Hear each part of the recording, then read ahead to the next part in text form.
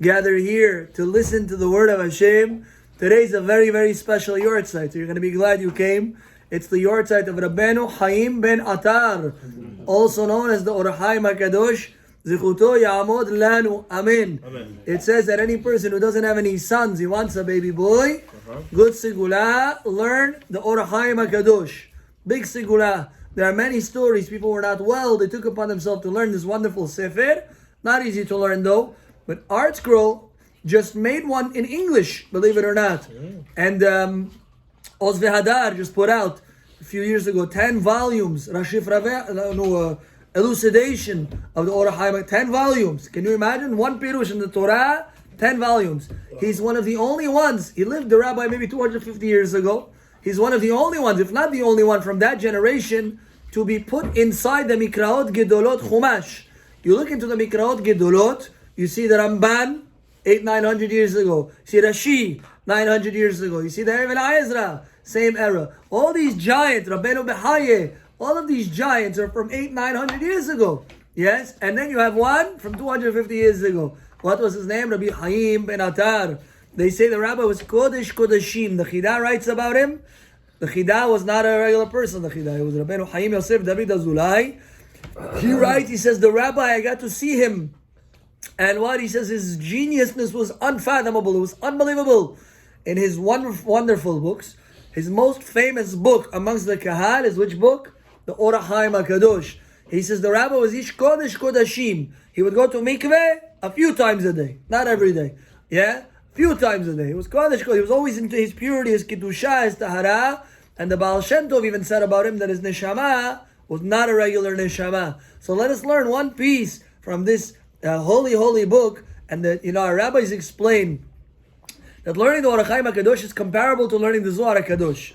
When you learn the Zohar, it's mitaheret and neshama, it purifies the soul, the Zohar. Even if you don't know what you say, when you learn Zohar, you read Zohar, it's mitaheret and neshama. The Ari used to say to Abal Teshuvah, read 5 pages of Zohar every day.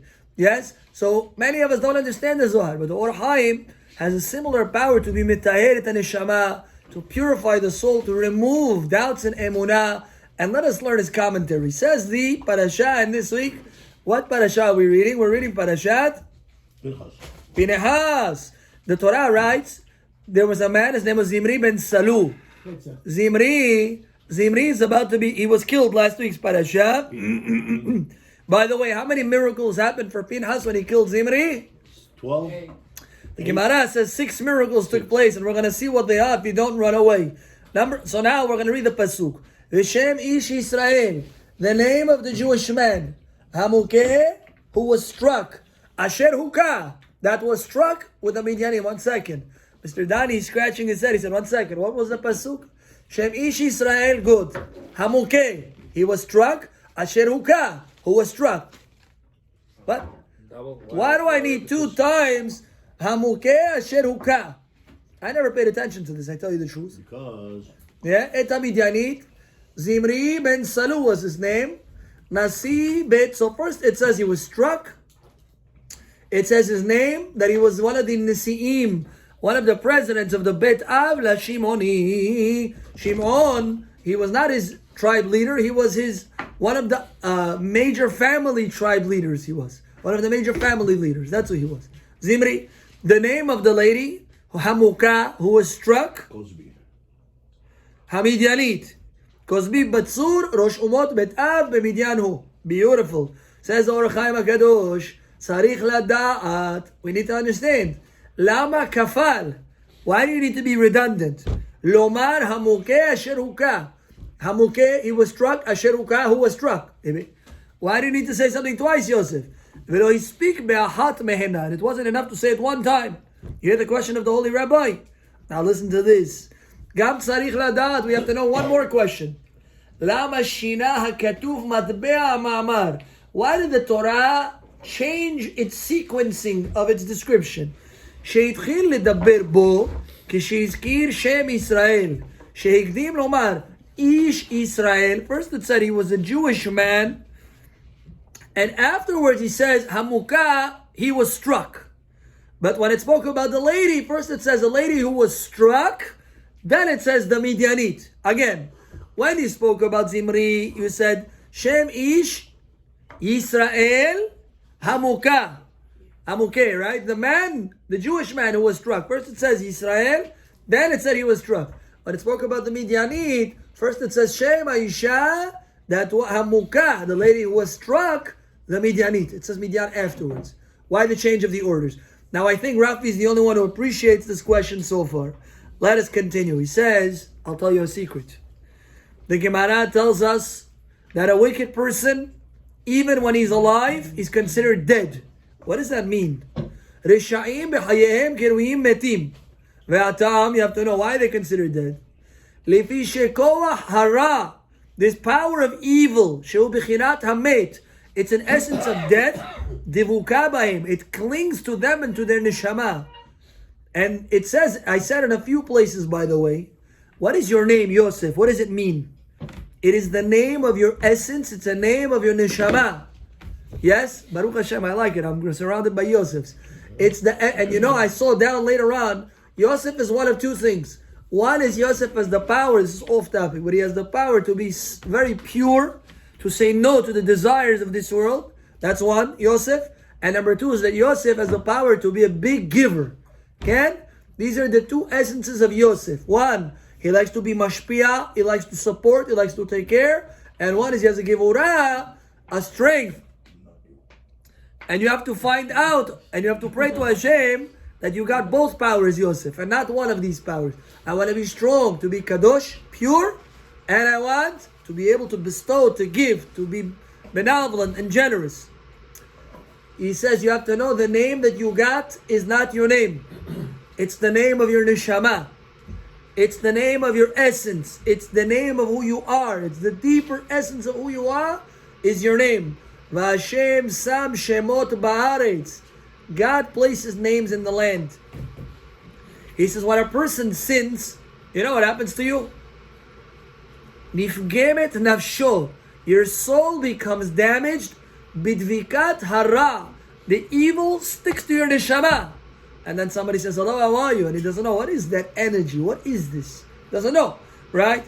He says this energy of Ra clings to you. Could be he's not keeping Shabbos. Could be he's hanging out with the wrong person or people. Could be he's taking stuff that's not his. Many, many different issues. But V'hu omro v'shem risha'im yirkav. Shlomo HaMelech says, the name of the wicked people should be rotted. Yirkav. What does that mean? He says when you do a sin, your neshama starts to rot. And rots a little more and rots a little more. And God forbid you could have a person, he's alive but he's dead. What do you mean he's dead? He's alive, he's walking, he's going, hi. He's dead. Why? The neshama inside of him is dead. Mojna. But listen to this. He says Zimri, he married this Aramit. Non-Jewish lady. I said married because boys are here. Zimri married the Aramit. He says because he was with this Aramit, he shchit nafsho bepig'o ba. He damaged his neshama when he was with her. Vehinehu mukeh makat mavet. He was already a dead man. Kodem shargo Pinchas. Before Pinchas killed him, he was already dead. Now look how he reads the pasuk. Veshem ish Yisrael hamukeh. The name of the Israeli man hamukeh who was struck. He was already dying, already dead. That's the death of the neshama. Asher hukah et Midianit, who was struck with the Midianite lady. That's a physical death. Says Hahaim, you're dealing with two deaths. The first time it mentions hamukeh, it's dealing with what? A neshama death. The dying of the neshama. He was with the Aramit. His neshama is dying. It's rotting away. From the moment that he disgusted his neshama and he was with her, he already was struck from the group of the Jewish people. And that nefesh kedusha is called Yisrael. That's it. When it says Shem Ish, let me read it to you. Why it's called Israel? When it says Shem Ish Yisrael, he's not talking about specifically the man, he says. He says the Ish of the group of the Jewish people. He was damaged from the Shoresh Neshamot. He's a direct descendant of Yaakov. Of the Jewish people. And we're going to speak about, by the way, you're going to ask a question. The name is very special. Hashem says to Yaakov, your name will no longer be Yaakov, your name will be Israel. And then what do you find a few psukim later? God said to Yaakov, what? You just told me Israel. Why you went back to Yaakov? Says the Zohar, and says the Hahaim, and I'm going to read it to you. I'm not going to tell it to you now. But he says that's secret number one. He was struck. You know why? When a Jew does an Averah, his neshama starts to rot. Just like a tomato when it starts to rot. If you don't cut off the rotten part, what's going to happen? The whole thing is going to become pchak. You have a fallen tomato. Yeah, it's giving out its juice to the rest of the tomatoes. All of them are going to rot. Why? Because the nature of rotting, it makes others rot. So to the neshama of a person, when he does an averah, if he doesn't do teshuvah, he starts rotting away. Did Zimri do teshuvah? There's a major machloket. The Hahaim says no, he didn't do teshuvah. Zimri didn't have time to do teshuvah. He was in the middle of the act, and Pinchas went and he killed him. Ken? That's what he says. There's an opinion. The Siftei Tzaddik, he says a big chidush. Look at the Siftei Tzaddik. Rafi, you never heard this before. I never did either. Look at this. The Gemara says Zimri could have killed Pinchas. Why? Because Pinchas was considered a rodif. What's a rodif?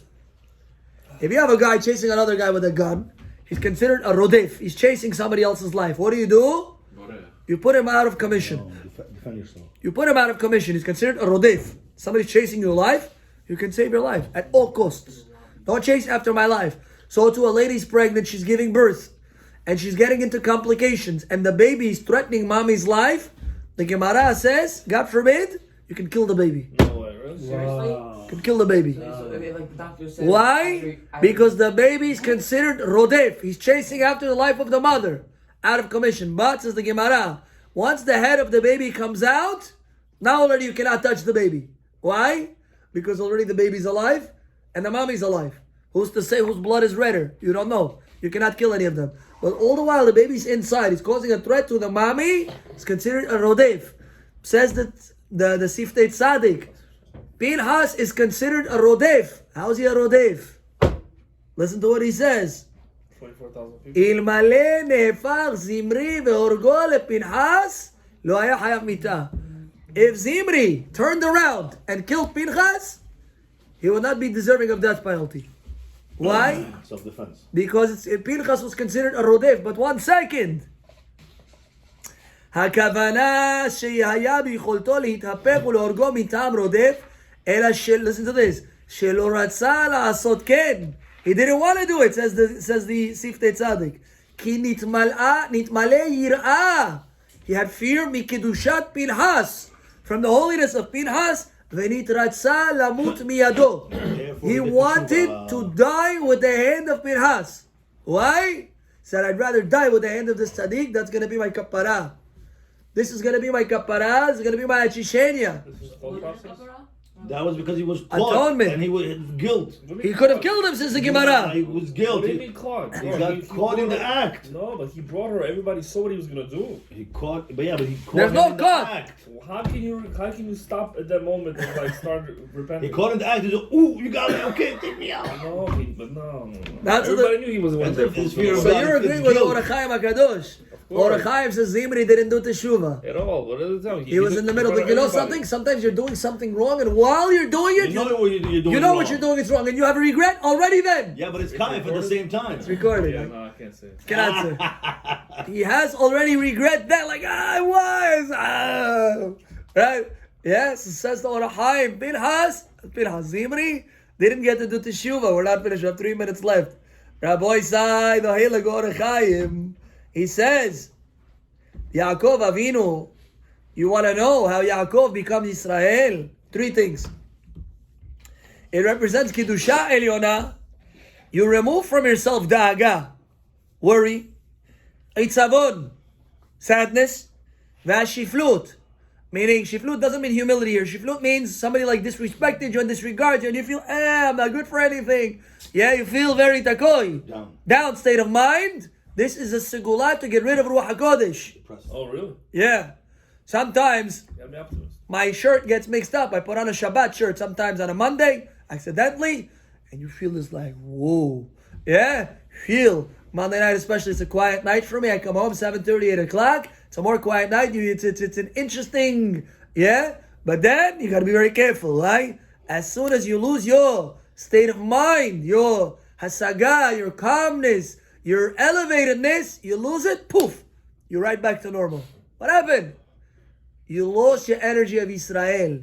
Why? You fall into a state of worry, maybe, fall into a state of anger, you fall into a down state of mind, you lose it. If you have a higher state of mind, yeah? It says, I'll read you the Lashon. Mimakom ha-simha ve'amenuha ve'gidula. 3 things. Simha, menuha, and gidula. You feel good. That's where the Ruach HaKodesh comes from. Ve'aya le'ot. And what's the sign? When do you feel usually spiritual? Shabbat.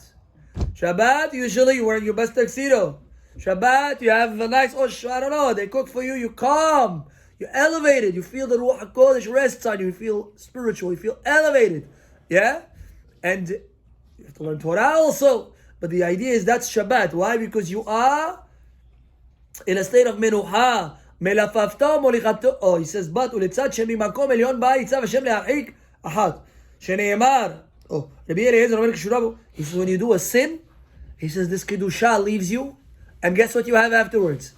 You have this lady, she's going to be with you, says the Gemara, not only in Olam Hazeh, she's going to be with you in Gainam.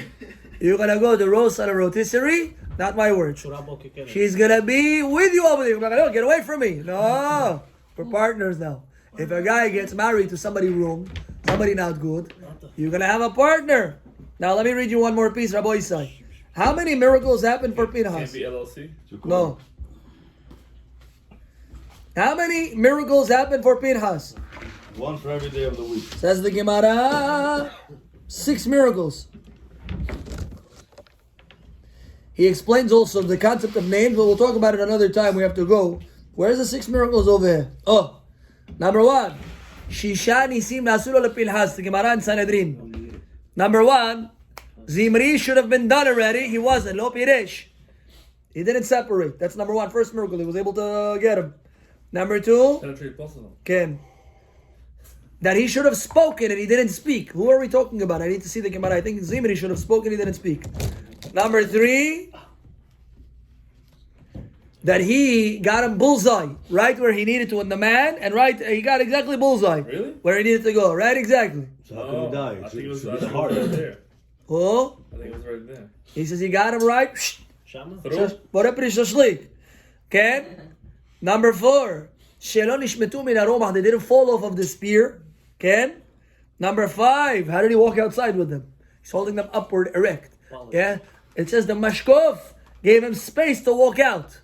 Okay. The mashkov, the doorpost, didn't get in their way. Number 6. That an angel came afterwards and people started to die. That's also a miracle. Why? Why is that a miracle? Because nobody protested. The snakes? Is that with the snakes or the magifa?